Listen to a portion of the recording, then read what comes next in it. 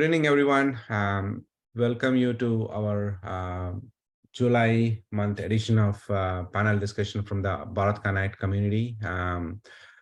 Today's topic is going to be, can we afford to do what customers are asking for? So, as a customer, we have a lot of different expectation from what we are looking for, from the companies who we are interacting with, the services where we take it from. And the expectations have always been growing, and it will always change. And the technologies in the recent years, making it a lot more real time, lot more touchable, right? Because we are used to the more of a touch screen and everything. So a touch of a button, a swipe, or we are expecting something to happen. So the expectation have grown for certainly a lot, right? And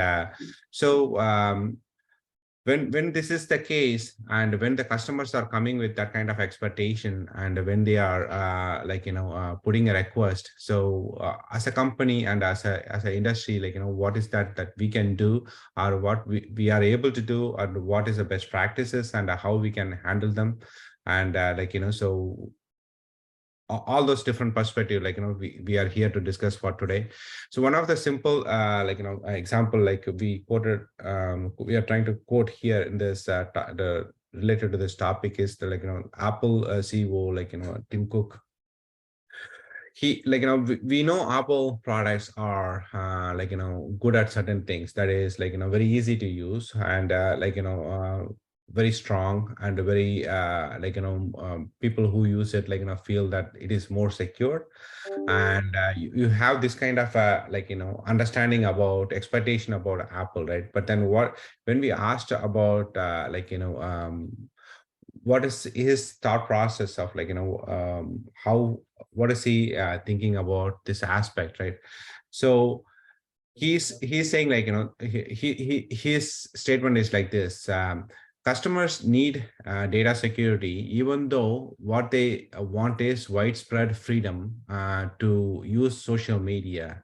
Meaning, using a social media is simple, and everybody love to do it, but then there is a big red mark, right? Because when you are on social media and you are expecting security, that is two different things, right? It doesn't go hand in hand, because when you are in social media, you don't know who all are using, who is consuming, and how the data is going to be perceived and everything. But then at the same time, people love to do that, but they want to be secured. So that's what Apple is making itself an expert on how to balance these two things, keeping it secure and also giving you the freedom of being able to do what you love to do. So that is a way Apple is trying to handle their customer base, and please us with what they are trying to do. And so is that the same thing that we can do for other industries? And so let's figure that out, right?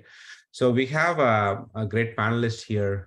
Let me introduce the panelist, just like the topic, and then we'll get on to the the discussion points, right? First, let me introduce Anamika. Anamika heads a customer service in retail finance division of Hero FinCorp.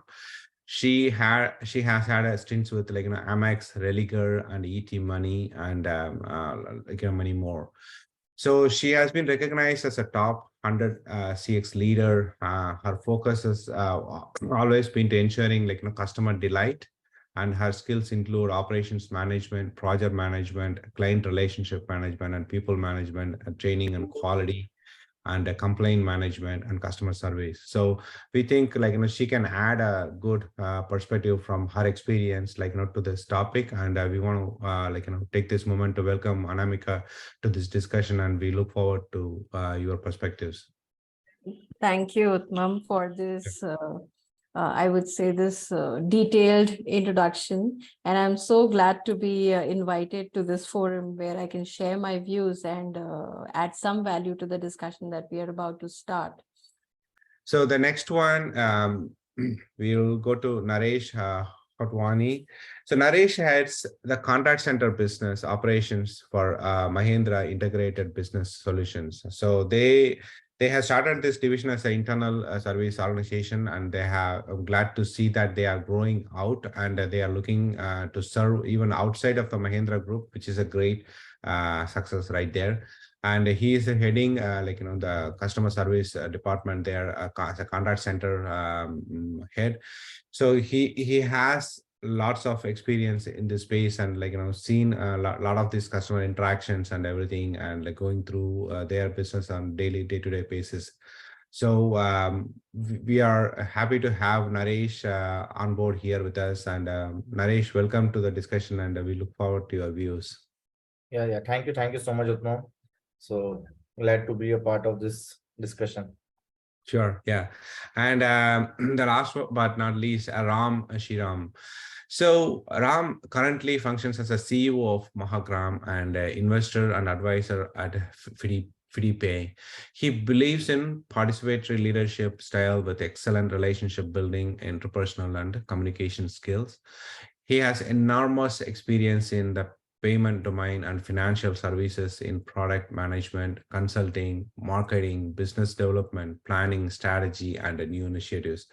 Mahagram serves 800 million people through 4 lakh banking stores in rural India. That's a big customer base, I can tell you. We look forward to his unique perspective on can we afford to do what customers are asking for. Welcome to the discussion, Ram. Thank you so much for the kind introduction. Sure. So we'll jump on to the discussion point. So to help us move in a seamless way, so what we come up with is few discussion points. So the first discussion point, I'm going to point out to Naresh, but Anamika and Ram, you can always add your views, so we'll start with the Naresh on this one. So Naresh, how can a business effectively discover and understand what their customers truly want beyond their stated preferences or initial feedback to align their offerings with genuine customer needs? What has worked for you, and you have done any user research, user interviews, or any other approach, can you walk us through it? Yeah, sure. So, Mom, basically, for this, I belong to the contact center industry. So, in our industry, it is very necessary to understand what is the customer feedback. So, definitely, we are using the customer feedback as a tool to understand what exactly customer is asking for.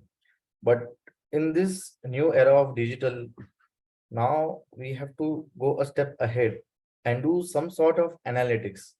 So basically, we in our organization follow customer analytics. So customer analytics basically is also called as customer data analytics. So it is a very systematic examination of our organization. So where we understand the customer behavior, and after understanding the customer behavior, we come to know that what exactly customer is attracted to and how we can retain our profitable customers as well. So customer analytics is the tool which is most trending as on today, which is to be used to understand what exactly customers are asking for. So that is a tool which we are currently using. So this is very important to use, and there are three steps which we follow to do customer analytics. Doesn't mean like we have to pull out some data and do analysis. So there are three proper steps which we need to follow. First step is that we need to collect the data. So we need to collect the entire data, not for some short span of time, to do some kind of analysis and to take some profitable decisions for our business. So we need to have a good amount of data. So we have to collect the data. Again, that we have to organize that data in a proper format, because if we are collecting data from different sources, like we are collecting data from the logs, from the feedbacks, so everything is into different formats. So we have to organize the data in certain format, and once the data is organized, we have to start analyzing those database sets with different analytical tools. Nowadays there are so many analytical tools available in market, so through which we are able to do analysis. Like we can do a time and motion study, we can do like what customer is preferring to buy what. So all this analysis can be done. So following these 3 steps, we will be able to do certain Mm. analysis, and then we can just go out and make some important decisions for our organization, which will help us to deliver the customer needs. Yeah, yeah, absolutely. Yeah, yeah. So yeah, collecting a data and a large data set of data is a key, right? Because anytime when you do analysis, like that's a big concern. If you don't do a good size of analysis, the data set, if it's not reflecting all different scenarios, your analytics are going to show a particular view which may not represent the true picture. That's always the case. So yeah, so Anamika, Sriram, you want to add anything to this? So, Tumam, I just want to add to what Naresh just mentioned. He mentioned about the customer's needs, right? I think we need to start from our basics. We need to break it down before we start doing our analysis. And how we need to start is, this is what my view is, that we should be understanding that a customer, whatever he wants, it needs to be segregated into his needs and his preferences, right? What does he actually need? And what is his preference? Once we decide that, then we can proceed with the analysis. Now, if we talk about the needs, again, the customer's needs can be classified into 3 different needs, right? First could be the functional need, what he actually wants, what are his requirements, which could be like receiving an order on time, the quality of the order, the quantity of the order, the price, and different items, let's say, that he would be expecting, right? Yeah. The second would be emotional needs, right? So what is he feeling about it? So we have different kind of products that we see in the market.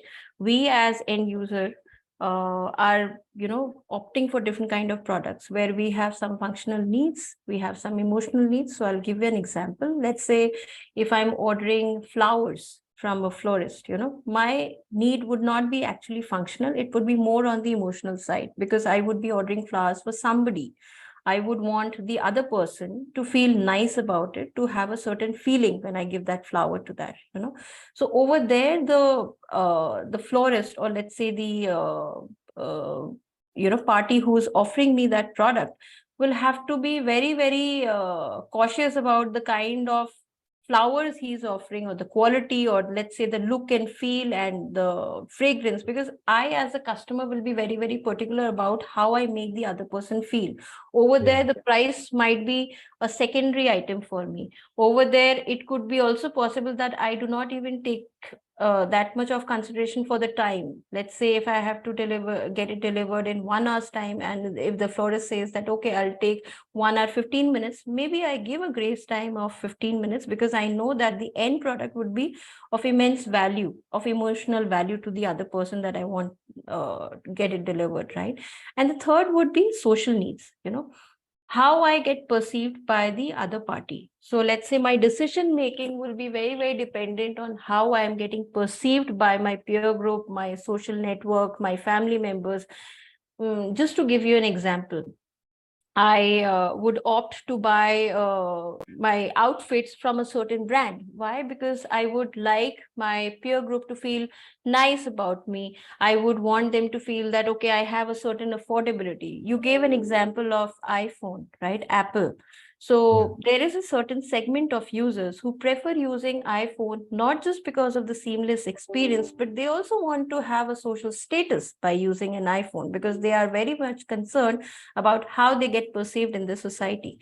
So I think all the service offerings that we have in the market, all the products that we are going, they are predominantly dependent on these kind of needs that the customer have. And before we start doing any kind of analysis, we have to break down that, is the customer actually demanding what he needs or what he wants? Because today, the customer, because his expectations have changed significantly, his wants have also changed, and he is on that mode where he is wanting many unwarranted items or delivery from the service provider, which practically is not possible. Just to give you an example, if today we are doing a delivery in 10 minutes for any retail order, Yeah. tomorrow the customer's expectation might be that why don't you deliver it in 5 minutes by using technology. He will not go into that depth to think that, okay, what kind of technology will be utilized or how much cost will it involve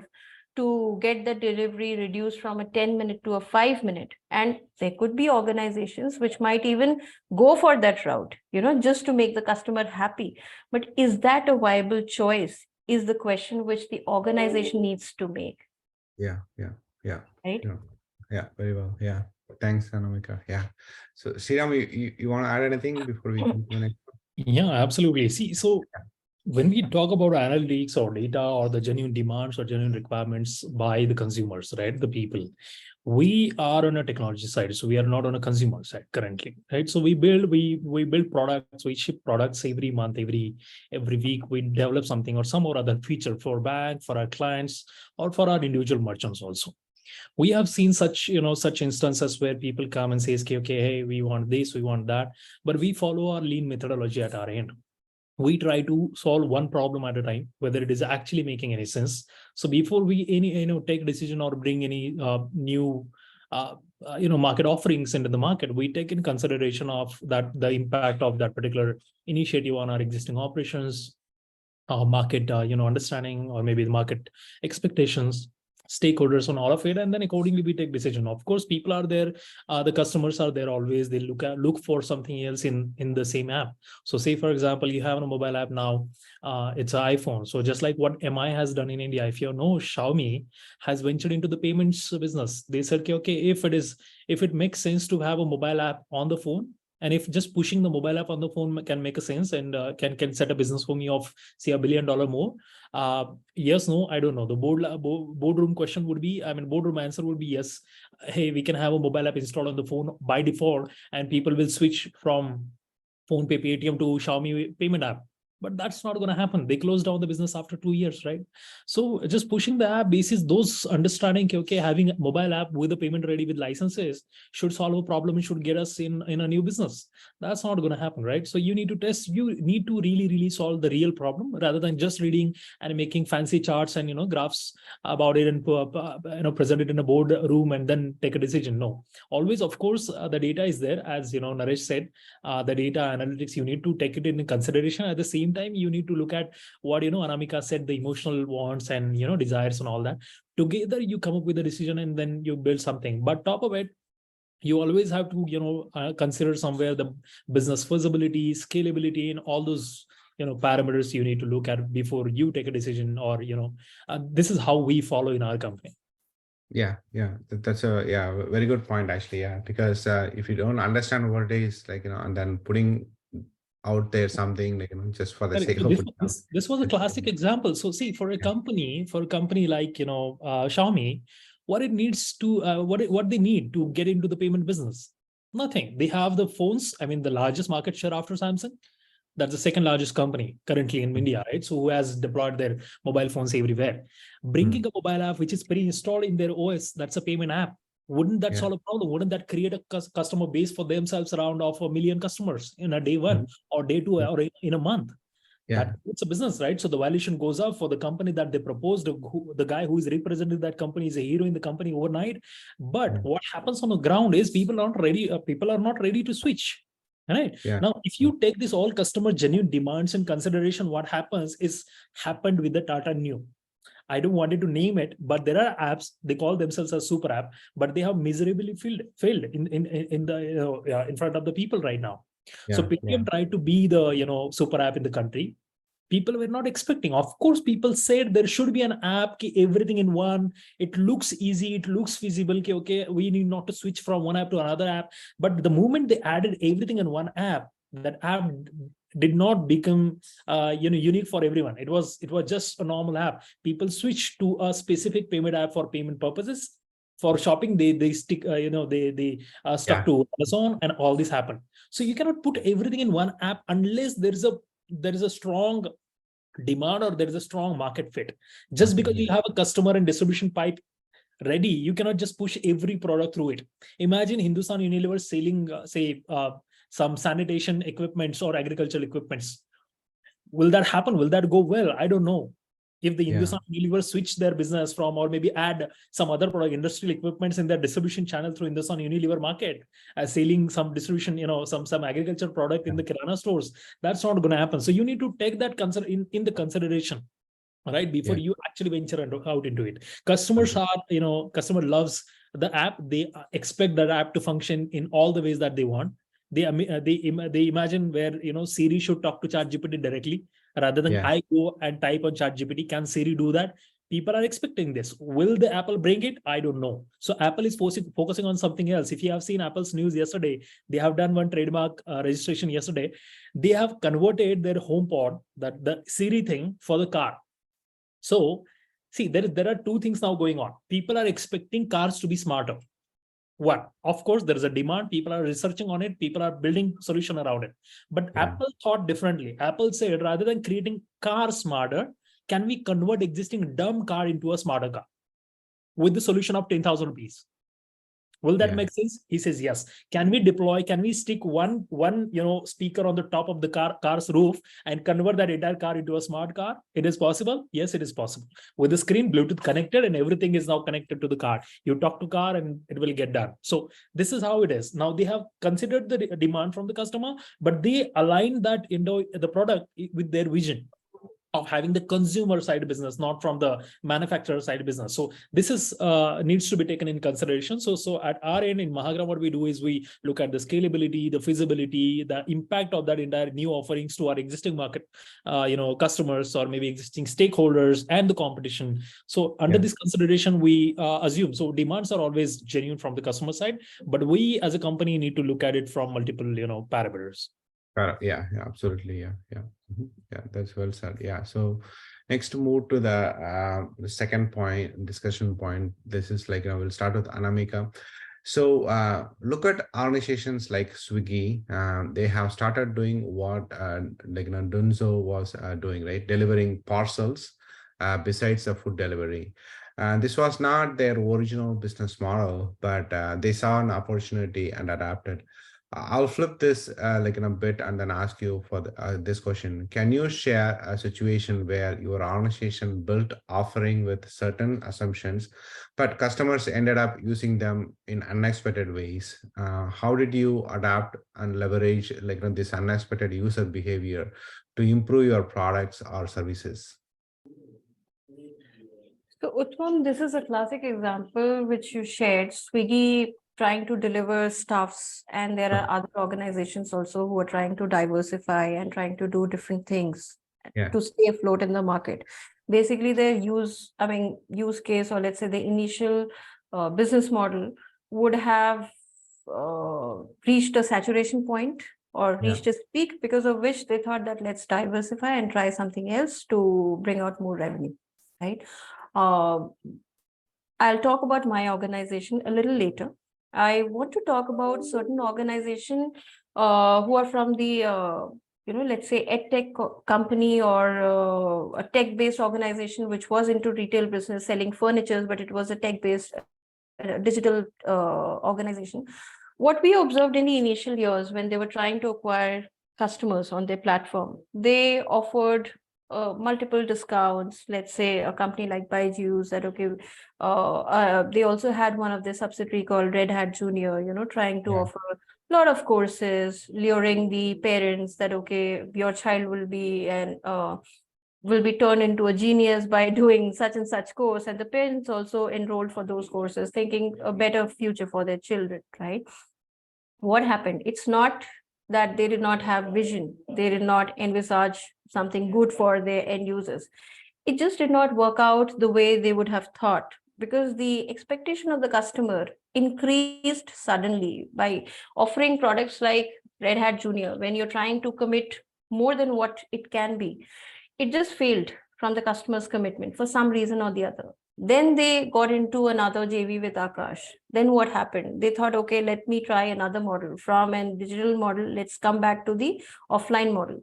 They started opening their outlets for, let's say, coaching classes, which Akash used to offer. And we have many more educational institutions which are offering such classes, right? So what is your initial thought? My thought was that I want to provide education to the children through a digital mode. And it actually flourished during the COVID days, but it did not go further down well with the customers because you overcommitted than what you could have, right? Similarly, we also saw examples with companies like Urban Ladder and many other organizations which first tried to sell furniture through the digital platform. When they thought that they have a wider reach of customers, they thought, let's just open these retail outlets so that customers can visit. But do you think it is a success? It is not. We all know it because they've, for some reason, they thought that increasing the capex and increasing the opex might help, might get the footfall, but it eventually did not turn out the way it should be. We still go to the conventional furniture stores for get our regular furnitures, right? That's at least with me. I'm sure there would be many more like me who go to the normal Godrej or some other store to get the furnitures, right?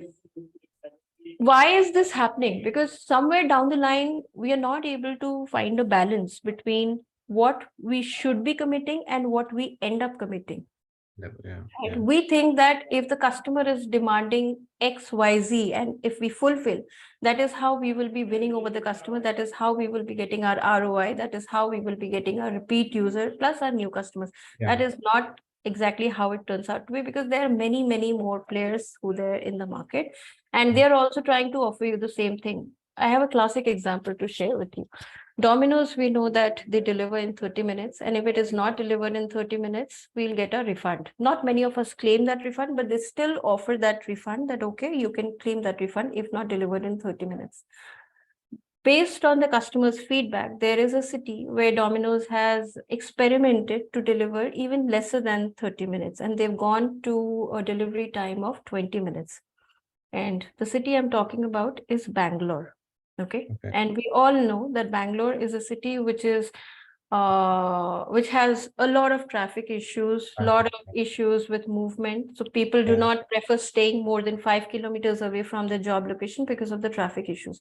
In a city with so much of traffic issues and hustle bustle, if you're trying to commit a 20 minutes delivery time, one, you're raising unexpected commitment in the customer's mind, because from 20-minute tomorrow, he might expect a 15-minute also. You're also putting other players in the market at stake, because if they need to stay afloat in the market, they also need to compete against Domino's in that particular city. And third and foremost thing for me, you're putting the rider's life on risk.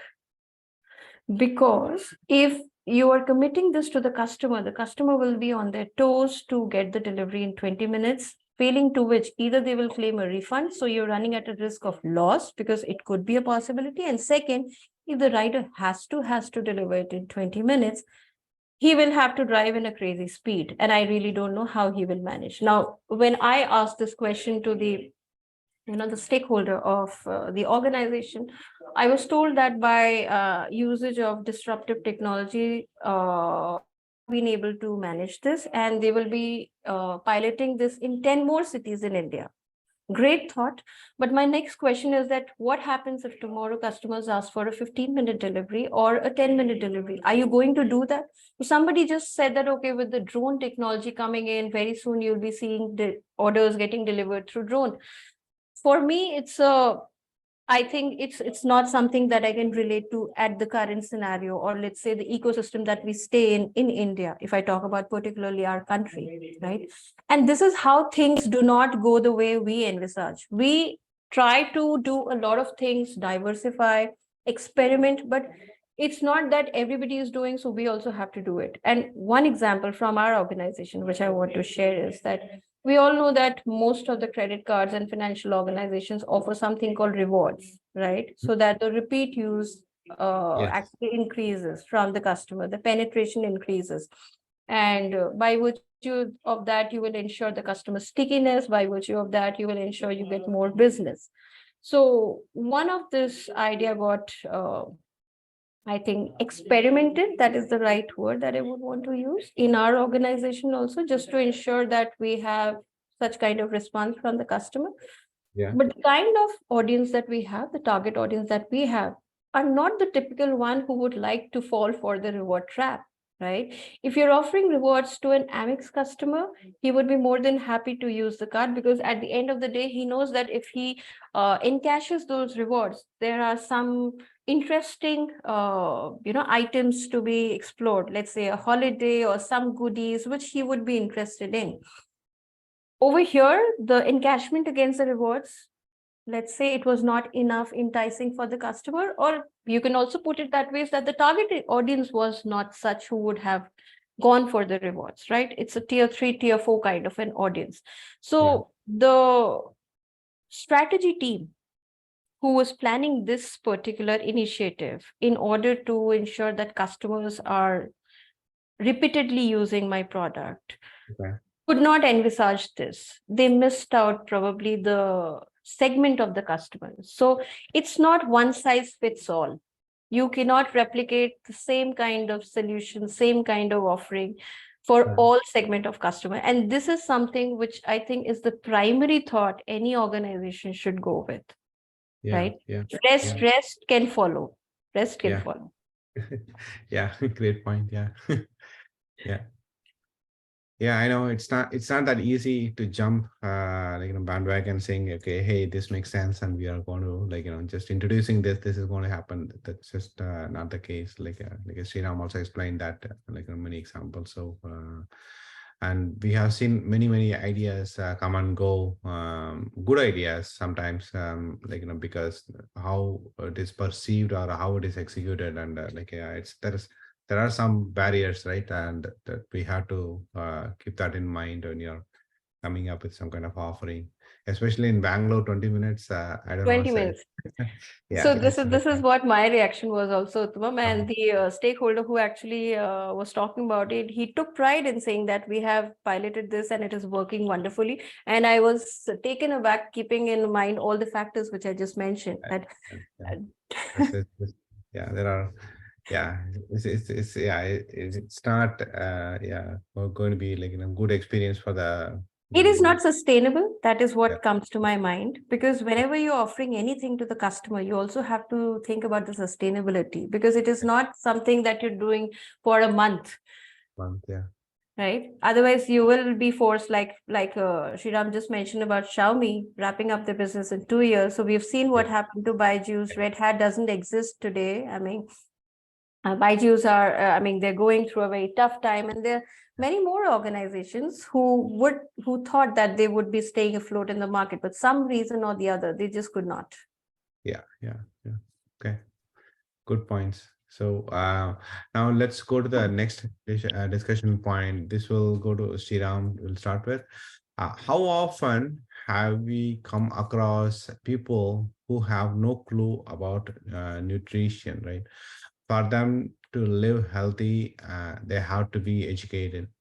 Similarly, when dealing with the customer segments that may not fully comprehend their needs, what strategies you have found effective in communicating and educating them about the specific features or benefits they should consider?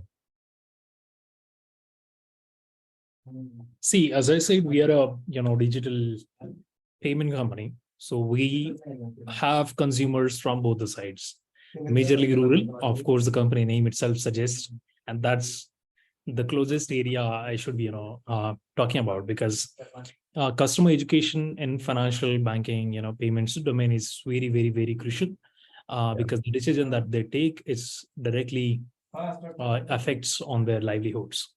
If something goes wrong here and there on the payment app, we see every day there is this happening, that happening, this crime and fraud transaction and this and that, right? So what we believe in our case is we follow 3-layer structure. So one is simplicity in our whatever we do. It should be simple for people to understand.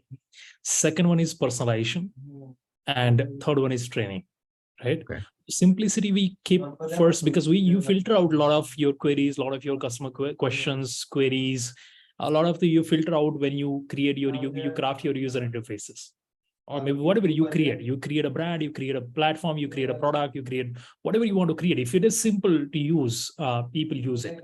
Have you ever searched on Google how to use WhatsApp? Nobody did, right? But you do it sometimes if you use, say, Zoom.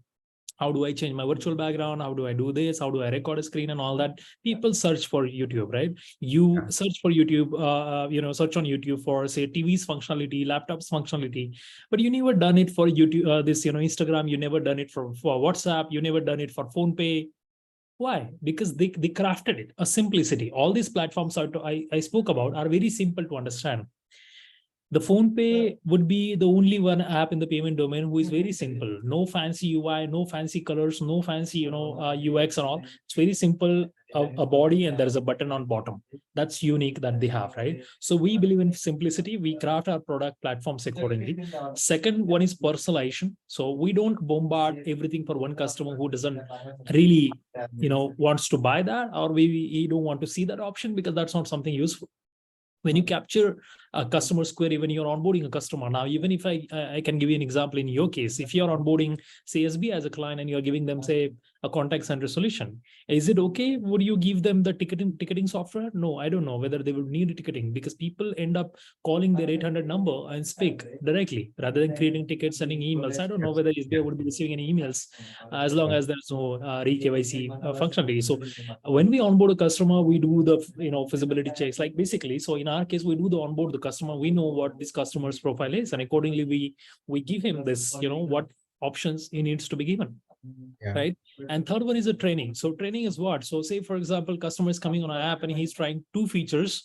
Now we know he should have done this transaction, but he hasn't done it. We keep this Mahagram Academy function somewhere around in the app, either left or right corner, and people can access that Academy articles or videos or reels and YouTube, something like that around, and they learn about it. Now, what we did later on, we figured out, okay, there is a problem with the people to understand or to read the small text when they see the transactions has failed or successful or something. So way before Paytm brought sound boxes, we enabled that voice notification in the app. So when the transaction happens, mobile itself speaks up this message, whether it is successful, not successful, in Hindi or whatever language my consumer selects. So I have a merchant from all over India, from rural maximum, it's Bihar, MP, UP, Jharkhand, West Bengal. So all are rural people who wants to listen to the messages in their language. So we enabled that feature in the app, and we allowed people to understand, or maybe with the simplicity to understand the nature of transaction or the status of transaction, and accordingly they communicate further or they take the decision. And hence we do not have more than 10 people in our customer service with a merchant base of around 1 million. We don't need more than 10 to 15 people in the entire customer service team, because most of the cases are filtered out right there on the app side. Top of that, we have again a chat bot where people talk to a chat. So you assume a chat flow. Now how we have made it simplified, I'll tell you, or maybe personalized. I'll give you a classic example of it, which we implemented at our end, right? So you assume you're talking to, say, a chatbot of a bank, or maybe you're talking to a chatbot of a flight, right, or airline company. You go there and you chat, hi, he says, KK, can I have your name, number, whatever, a bunch of questions. You answer, then it'll give you some static options to select one of them. What probably could be your problem? Like you select this, I want to check in, I want to know more details, all that. And then when you select, you explain the issue, and then the resolution comes, correct? At our end, what we do is we filter out everything. First, as soon as the customer comes, if we know who is he, if we have taken his mobile number anywhere in the history, or maybe if it is the first time, we ask, hey, what is your mobile number, registered mobile number. Once we verify the identity, there is no more questions. We immediately go in the back end and check whatever probable problem he must be facing. I don't know. So it checks his pending transactions, it checks his pending settlements, KYC issues, these and that, whatever could be a probable issue from our end. It checks proactively and comes back, says, hey, sorry, I saw one of your transaction was stuck for this merchant. Do you want to talk about it? He selects, and then it takes him further, or else he says, hey, Ram, good evening. How are you? How can I help you? If there is no possible problem, it could identify itself in the system. So we do this. We also check his old emails if there is any ticket pending or unsolved, and hence he's coming to us through a different channel. We check that. So that is how simplicity we put first. Make it simple. See, we have a data. We were talking about analytics further, which we are not using, right? Yes. There's Yes. a data. Can we look at it? Whether he has logged into system or not? Is it a new? Is he fresh? We know before he starts talking about his issue or its issue, we know what he must be talking about. And accordingly, we keep our resources ready. If it is a manual customer, he's talking first time, we allow him to, we check the back end, we allow him to speak up and then hand it over to somebody from, the customer service team. So this is our three layer sort of methodology that we implement at our end.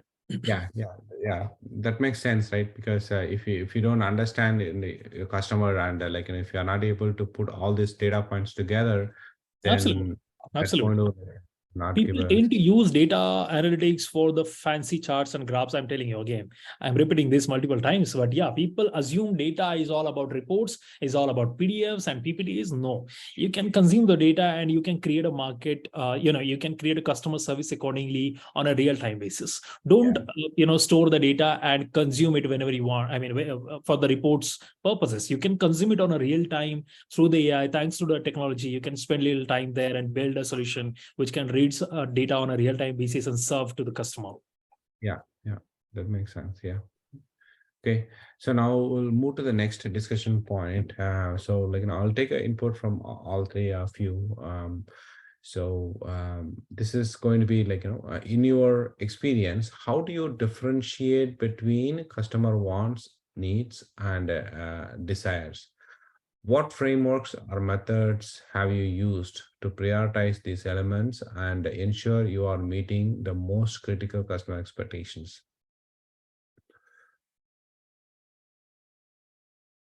So yeah, who wants to go first? Yeah. Yeah. So basically, in my sense, need is a basic requirement that must be fulfilled to survive. What I feel so. Mhm. And something you must have or it is essential to you. That is what is defined as a need. Yeah. Then if you talk about want, so want is just a step below need. It is also essential, but not so vital as of now. And the third thing is desire. Desire is a imaginary thing which we imagine that this we could have, or we should have this in our place. So this is how I will define need, want, and desire. So in our organization, so like basically in the service industry, we do lots of transitions from one place to another. So if I'm running one process based out of X city, so I have to transition one process from X city to Y city. So while doing the transition, I need to ensure that my customer, who is my client, what is the basic need while doing the transition. So I have to understand the basic need. What's the first thing the first thing is that the operations should not stop. The operation should go on. So that's the basic need which should not stop. So for this, doing this transition and doing this activity, what we follow at our organization basically is the Moscow analysis. So I call it as a Moscow analysis, which is very famous. So Moscow basically stands for, M stands for must have. So what are the must have things that are necessary for delivery? Second is to identify what are the should have things that are important, but not necessary as of now, which we could do it at a later stage. Third is the could have strategy, could have things like these are the things which are nice to have. We can work on them if time and resources are permitted. Yeah. Third is the would have, or someone call is at a wish also. So these are the things which are the luxury things, which who can afford or who have much time, much resources can afford that, or for experimenting something can do that. So this is the framework which we follow. Must have, should have, could have, and would have. So following this framework, following this strategy, we should identify what is the actually customer need, what is the actually customer want, and what is the actually customer desire. So we could fulfill all the things, but with certain cost. So we'll have to identify that also, whether the customer is willing to pay that cost.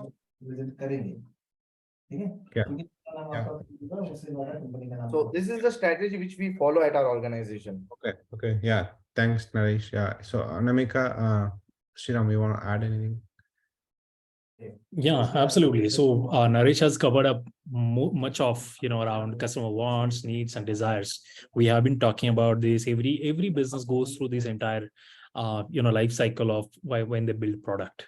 So again, this falls. So I how I look at these three things is right. I categorize my entire product building or business building journey in these three you can say segments or three journeys, right?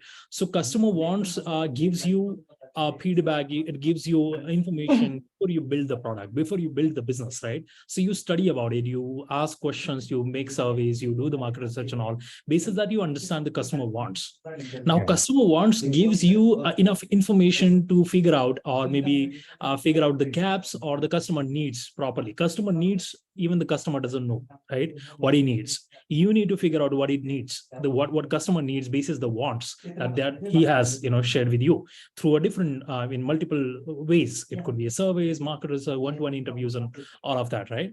Now it comes to customer needs, where you try to build a business, right? So you identify gaps, you identify needs, like say for example, they want to do something around this, they want this, but why they need it, what is the purpose, how do we do that? This entire things you can figure out. So that is how I attach customer needs with my that business you can say a stage where I'm building product now, right? So I'm ready, okay, customer wants this, but now how do I build that? What exactly they need through these wants, how they want to fulfill their wants. So we build a product there. And to scale the business further and to have a future perspective of the business, we need to understand the customer desires. Of course, that's not something very, very realistic. It's more of aspirational, future unrealistic or future oriented expectations that the customer has, but gives you a lot, understanding, or maybe a feeling where you can think of having few, features or some things in your product and offer it in the future. But you need to be ready. Like this, I mean, Naresh has explained, there are the Moscows of things like must have, should have, would have, and could have. You figure it out, right? But people would have already put their AI in the last leg of their product, but now the time has come, everybody has to bring that up, or else people will switch. Even the people I have started looking at it. So we were in a fintech domain, completely financial technologies, but one of our existing client who also happens to be in the fintech domain or payments business, they come up and said, okay, we want to have something automated kind of merchant onboarding system. So we built a beautiful merchant onboarding system with AI integrated. So the payments, everyday frauds are happening, right? So AI was the last or least thing in this CRM thing, because it was more of a sales ka kaam chalta hai, operational chalta hai. It should be manual, heavy manual work. Automation, fine. AI, I don't know, right? But what AI has solved a big problem there in our case, because that was a would have thing, a luxury thing, but they had to, it has become must have thing now. Suddenly. Why? Now there are a lot of things they need to understand the merchants nature of business. They need to verify their documents and all that. So now what do? We simply push our MOA, AOA of the companies into the AI engine, and that derives a specific information about them. These are the activities which we trained the AI to check whether these activities are involved in this business.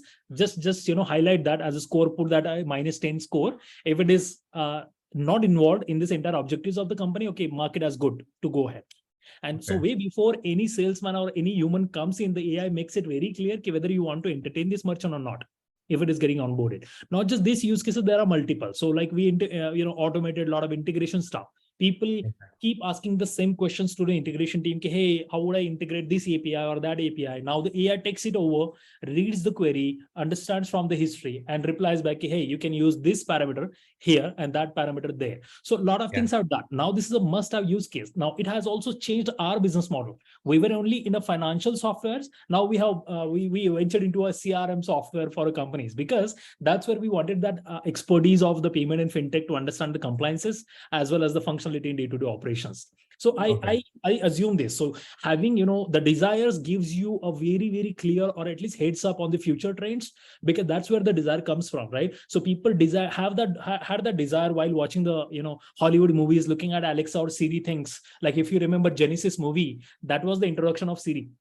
Or that was the introduction of Alexa. Hey Alexa, turn off the light. Hey Alexa, open the blinds. So Genesis was there way before the Alexa came. So that was, say, you can say illusion or a desire. How would you say that? It was a must have, could have, want have, I don't know. But the sometime desire gives you heads up, like not today, not tomorrow, but at least 2-3 years down the line, 10 years down the line, this will come up, and you need Yeah. to have a room for that, right? So that's how I look at these three things in my entire business, the stages. Sure. Yeah. That's explained. Yeah. You explained it very, very nicely. Yeah. So, we'll go to the next, the last discussion point. We are coming to closer to our the hour. So, this is also for all three of you can participate in this discussion. So take your input. So the question is, could you provide an example from your organization where you had to say no to a customer request? You cannot possibly be fulfilling all your customers' request, and at the same time, you cannot say no bluntly as well. How did you effectively handle the situation and communicate the decision, balancing customer satisfaction with business feasibility? So, Tom, I think I would like to take this question. Absolutely. Right. So, see, I'm heading this customer experience team where we are largely working with tier 3, tier 4 kind of users. And being an NBFC, we are strictly driven by turnaround time, right? So we have a turnaround time for each and every query segment. So let's say if I have to get a foreclosure letter to the customer, there is a certain TAT for that. If I have to deliver the no objection letter to him, the NOC to him, there's a certain TAT. So what primarily becomes an issue for me in this division is that the customers generally don't come to me just for a query. They come to me with an escalation saying that, okay, I came to you with a query. You did not act upon my query on time, without realizing the fact that we are investigating his query and the query will take a stipulated time. Now, definitely that TAT does not get communicated to him in the way he would have thought. There is an automated communication which gets sent the moment the customer writes an email to me or calls me on my call center toll-free number, So I tell him that, okay, I mean, as in my team tells him that, okay, it will take 3 working days or 7 working days. So a very common phenomena observed from the customers, why is it going to take 3 days? It's just a letter. Why can't you give me like right now? We just don't have these kind of queries or complaints coming from the customer who's writing to me on an email or calling me. We also have customers who are walking to my head office branches and they're fighting with my people, with my team, saying that it's just a matter of letter. Why can't you just print it and give it to me right now? Without realizing the fact that there are a lot of approvals, there are a lot of backend activity which needs to go to get this one simple letter printed, So it becomes an extremely, extremely difficult task for my team, at the experience team, to say a service no to the customer for a task which the customer assumes is very basic. It's actually not very basic. There are a lot of other teams and stakeholders and departments involved in getting that simple task done. So this is a daily challenge that I keep on encountering. And we have done a very deep analysis to assess that why are my queries getting converted into complaints, So we, one very prominent outcome came out of this analysis is that the customer is approaching me without the TAT getting breached. So he's just coming to me the very next day. He has registered a query. There is a registration number, which is a reference number, which is being given to him through an automated email. There is a TAT which gets informed to him through an automated email. But like I just mentioned, my user is a tier 3, tier 4 user. So he doesn't understand all of this. We are following the protocols as being part of the NBFC and a financial institution. So we are governed by RBI. If they question that, did you inform the customer? Yes, we did. In how many words? In these many words, we informed every information, every bit of information that we should have. But his primary spoke is the dealership from where he got that bike sourced or financed, So he's going to that dealership guy asking him that, kya hua? I did not get my NOC. The dealership guy is again escalating it to us or giving him the email ID or the number that why don't you call these people and they'll answer you. So on a daily basis, there are n number of queries, calls, emails, which we get bombarded with. And as part of the experience team, this is the foremost and the basic thing which we have to encounter on a daily basis, saying a no to the customer and then further explaining that why is it so difficult for us to get a loan closed on the system? He's saying, I'm paying you the money, just get it closed. But he doesn't understand that there is a reconciliation process which happens in the back end. There's a payment updation which needs to be done. There are certain other things which needs to be done, basis which the loan will get closed on my system. There is a protocol or a mechanism through which I will have to stop his further EMIs getting presented in the bank. So there are a lot of things which happen through the operations team. But part of service team, I think this is one area which is a never-ending area. I don't think so. Yeah. In any of the organization, for any product or any service organization, if we have we are leading the unit, this is one thing that we'll have to. So when I was leading another unit, which was another financial institution, but it was into investments, while I was in ET Money, when you're dealing with so much of money on a daily basis, allotment of unit in mutual fund used to be the primary concern of the user. Now he doesn't understand that we have to deal with the AMCs, we have to coordinate with the payment gateway, we have to get a clearance of the payment, get it reconciled. He doesn't understand. All he understands is that I invested, let's say, X amount, and I should have my units allocated by tomorrow. He doesn't understand any other jargon that we would want to tell him. So being part of the service team, I think this is one big area which I have always been, and I know that I will always have to face, saying this no to the customer, explaining him, not in as many words, but trying to just, mince the words or give him some kind of explanation which suits his intellect. Yeah.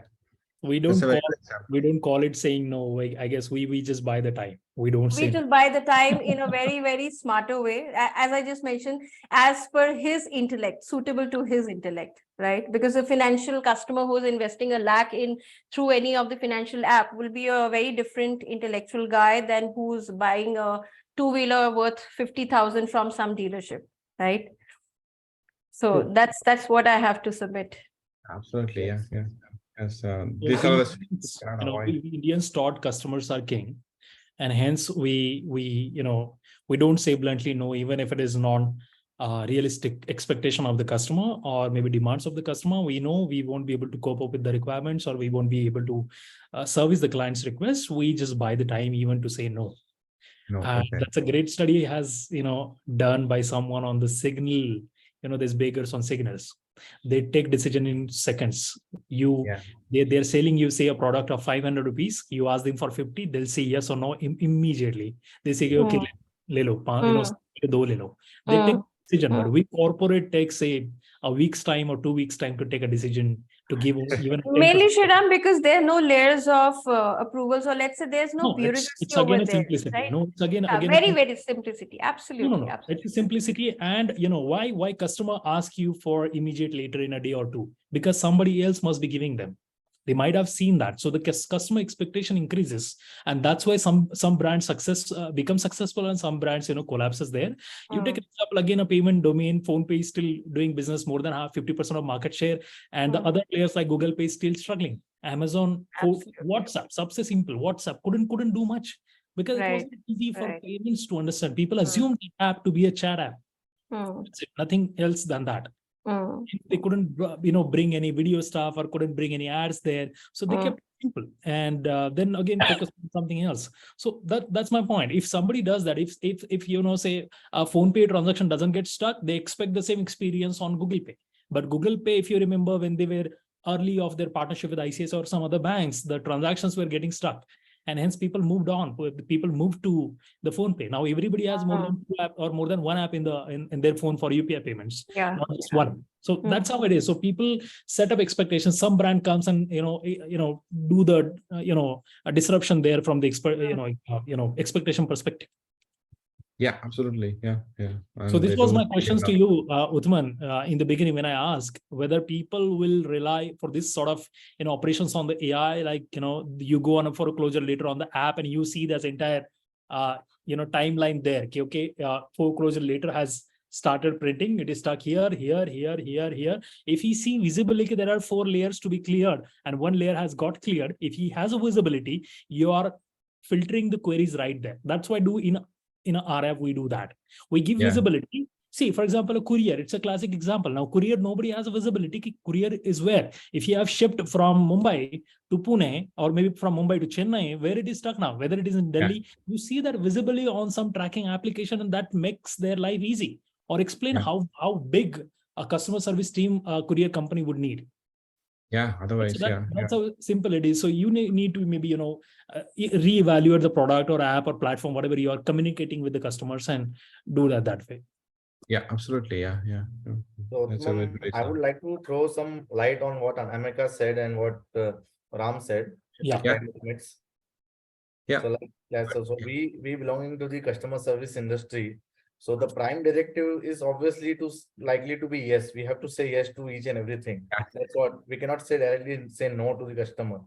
But however, sometimes we find it necessary to stop the train in its tracks and come to the terms and say no to the customer. Sometimes we'll have to say no, or else if you look at in the long run, we will miserably fail. Like initially, Anamika gave one classic example of Domino's, 30 minutes and then 20 minutes. If we are creating our habit for customers and the expectation is 20 minutes, so customers in other cities will also challenge.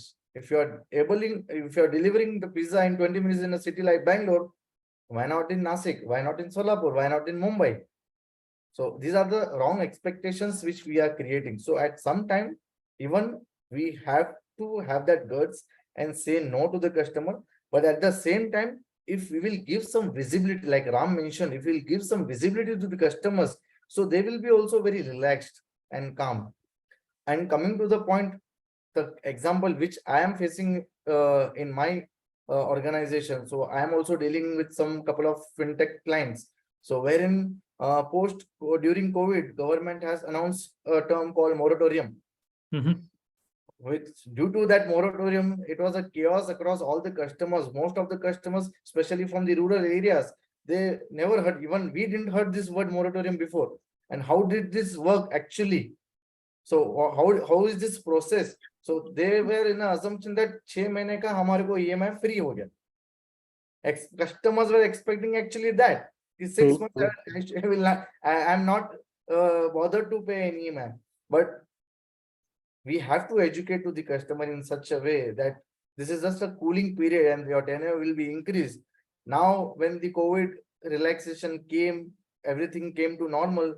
Now customers have seen their statement of accounts. Now they are realizing that my EMI has changed from X to Y and my tenure has changed from X to Y. They are telling, earlier I was paying X amount, now I am paying Y amount. How can you charge me? So to explain that thing, that journey to the customer is very important. And for that, technology plays a very important role. There should be some technology for the customers who belongs to tier 3, tier 4 cities in their rural language, which will help them understand more that what exactly we are trying to convey and what kind of services we are trying to deliver. But ultimately, completing the unrealistic or unethical requests from customers is not predominantly okay with us. Sometimes we'll have to politely say no. Yeah, but his question was very, very clear.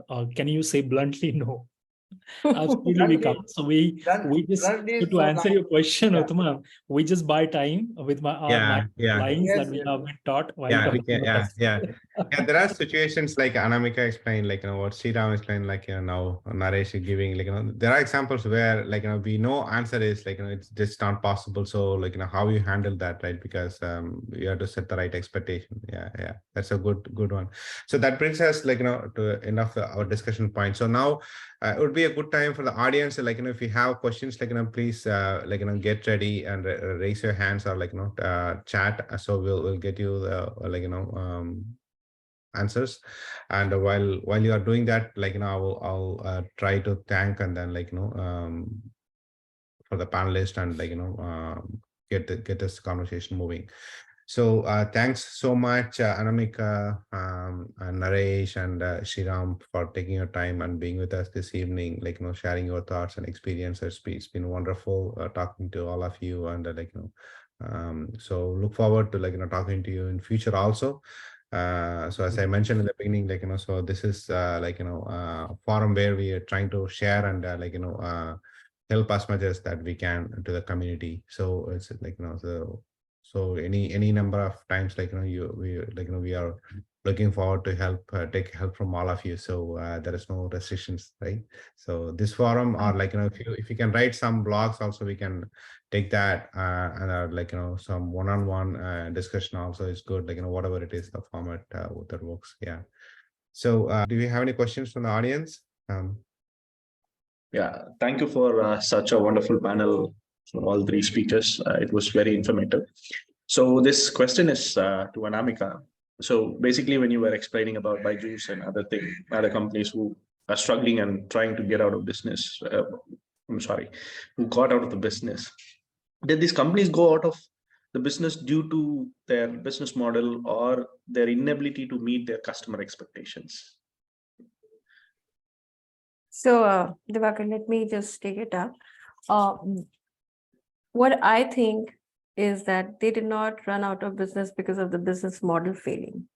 I think the initial thought of coming into business with a certain idea or providing a certain product offering was very, very unique in itself.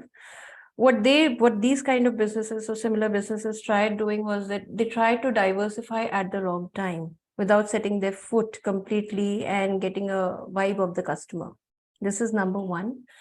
Second is they were trying to overcommit to the customer more than they could have capacitized at the same time, So if I'm trying to tell you that you pay me, let's say 2,000 rupees and I'll make your child a genius at the age of 10, because I'll be teaching him 10 different languages, or let's say 5 different languages, maybe I'll not be able to do that. But did I realize? Probably I was just trying to monetize through that. Right. True. I'm just trying to give one example of the edtech. Let's take some more examples in the fintech, right? There are plethora of apps which are trying to sell you mutual funds and stocks and other investment and other financial, options through their apps. Which one are you going with? How many are actually floating or staying afloat in the market? You would just remember name of 2 or 3. I also remember the name of 2 or 3, True. Why? Because probably they're trying to replicate the same kind of solution which the other platform is offering. They're not trying to have their own USP. The USP does not just lie in what you're offering to the customer, but in the way you're offering to the customer. True. If, like I just mentioned, that I think Naresh and Shriram both emphasized on the point that there should be a transparency between the service provider and the customer. I don't want my customer to come to me for each and every query. So if somebody has invested in my platform towards a financial instrument, let's say 1,00,000 rupees, I don't want that customer to come back to me asking that when will my units get allocated, or what is the value that I'll be getting in return, or how can I redeem?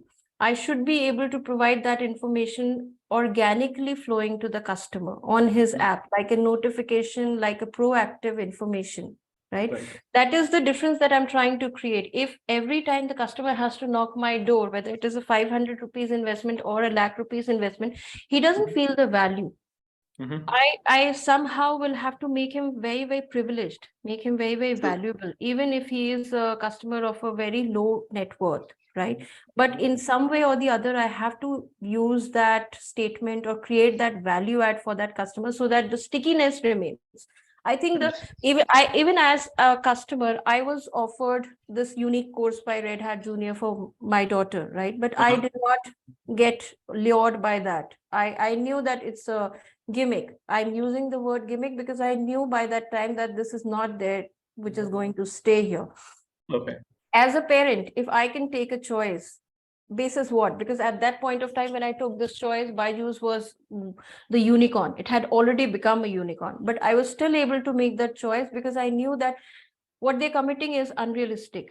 It's True. not unethical, but there's a very fine line between overcommitting or creating an unrealistic expectation. I'll give you one more classic example, right?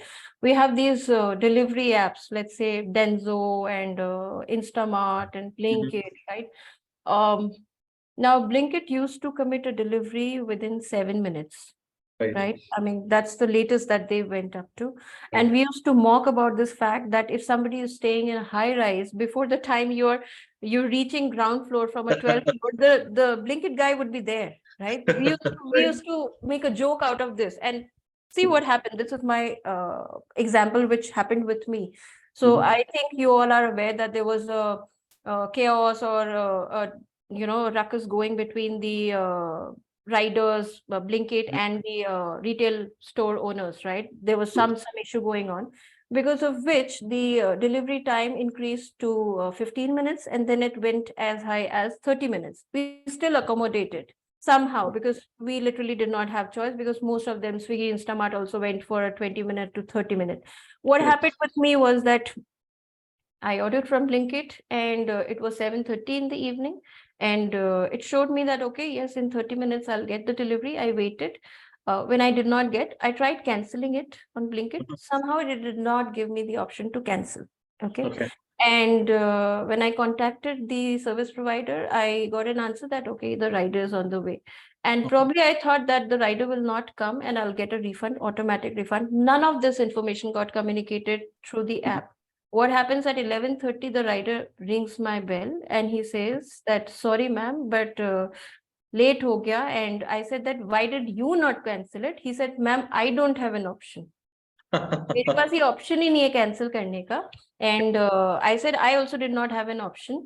So this is what I get as a response from Blinkit, right? What happens when if somebody does an NPS, let's say Blinkit does an NPS from a customer like me, will I be talking about the 10 instances when I got the delivery in 10 minutes, or will I be talking about this particular instance? And today, why am I even bringing this out in this discussion? Very true.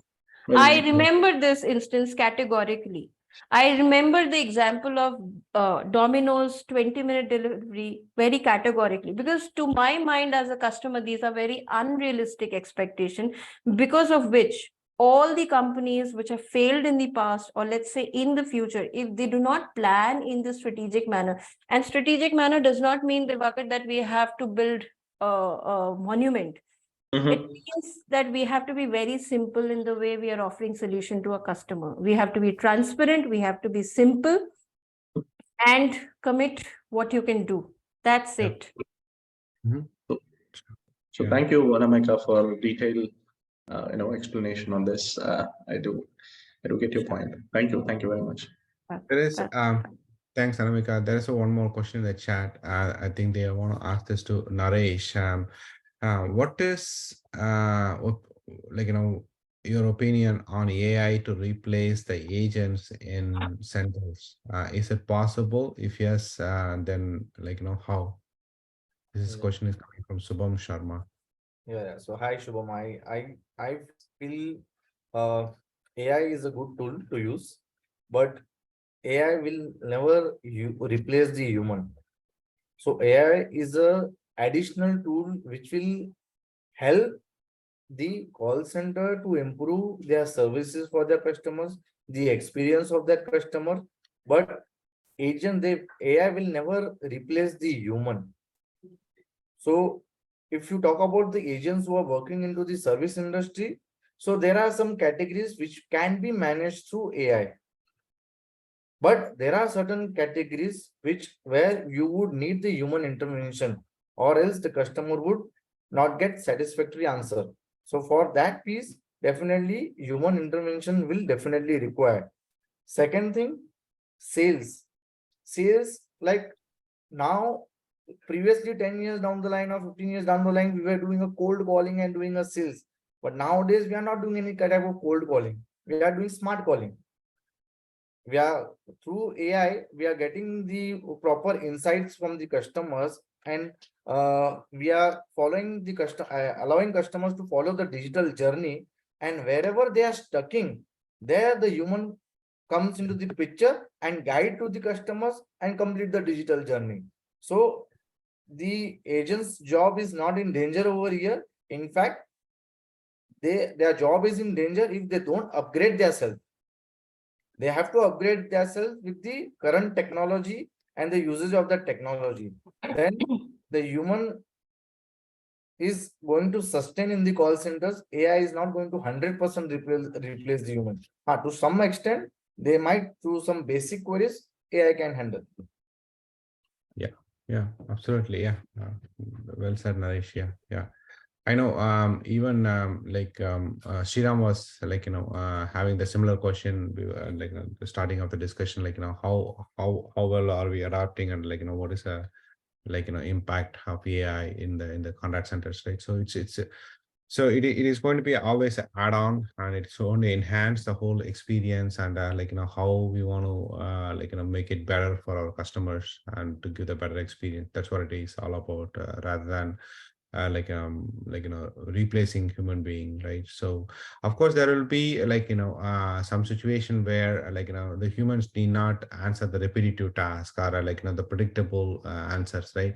So for example, where is my shipment, or when will I get this, what is my loan balance, right? You don't need human to answer this question. So these are the things directly we can be handled by a chatbot, or the voice bots, and so replace.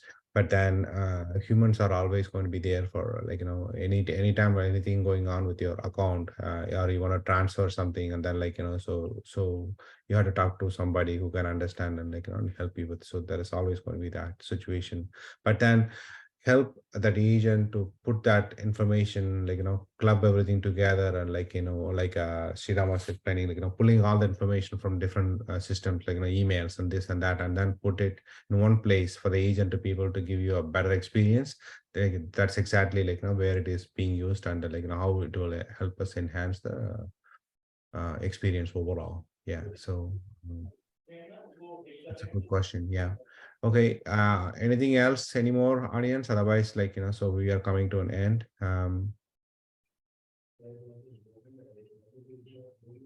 Okay. Okay, sounds like we are good. So thanks once again, Anamika, Sriram, and Naresh. Looking forward to be talking to you soon, and have a good evening. And yeah, so we'll continue or meet you in another session. Thank you so much. Thank you. Thank you so much. Thank you so much, Uttam, for the invitation. Glad to be part of the session. Thanks. Yeah. See you again. With you, Bye. all the panelists. Thank you. Yeah, have a nice day. Thank you.